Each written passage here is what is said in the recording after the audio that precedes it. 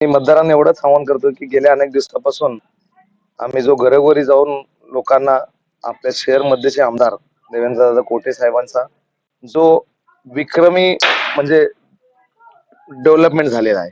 100 कोटीपेक्षा जास्त विकास निधी आणून आपल्या शहरात त्यांनी केलेत. खास करून प्रभाग 9 मध्ये 5 कोटीची निधीचे काम त्यांनी ऑलरेडी झालेत.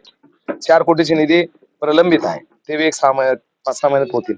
हा विकासाचा मुद्दा घेऊनच आम्ही लोकांपर्यंत पोहोचतोय. आज पालकमंत्री जयकुमार गोरे साहेबांच्या उपस्थितीत माझ्या मित्राचा प्रवेश झाला. आमच्या कार्यकर्त्यांमध्ये सुद्धा अतिशय आनंद होत आहे आणि निश्चितच पूर्ण प्रभागमध्ये याचा फरक 100% जाणवेल. माझा एक चांगला मित्र आहे तो आणि एवढंच म्हणणार की तो निर्णय चांगला घेतला.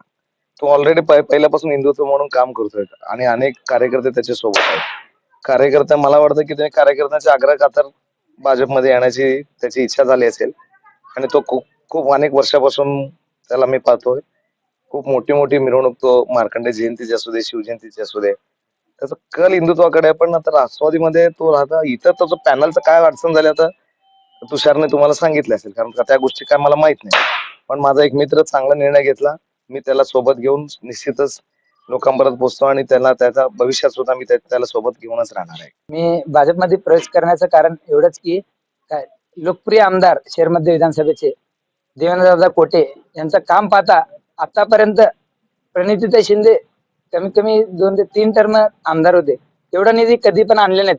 काय 3 टर्म असताना, परंतु एकच वर्षात एवढा निधी आणलेत की काय दुहेरी पाईपलाईन महत्वाचा विषय म्हणला तर पाण्याचा प्रश्न, सोलापुरात पाण्याचा प्रश्न जे सोडवण्यात आता खासदार सुशीलकुमार शिंदे होते.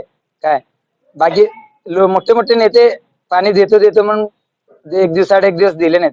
परंतु देवेंद्रदादा कोटे मेन महत्व पाण्याचा प्रश्न आहे. ते पाणी रोजचा रोज म्हणजे एक दिवस एक नाही तर रोजंदारी पाणी म्हणजे रोजचा रोज पाणीचा विषय जे देवेंद्रदादा जे विधानसभेत हे केलं ना, तेव्हा मी आकर्षित होऊन त्या आमदार देवेंद्रदादांच्या मार्गदर्शनाखाली आज मी म्हणजे या ठिकाणी प्रवेश केलेला आहे.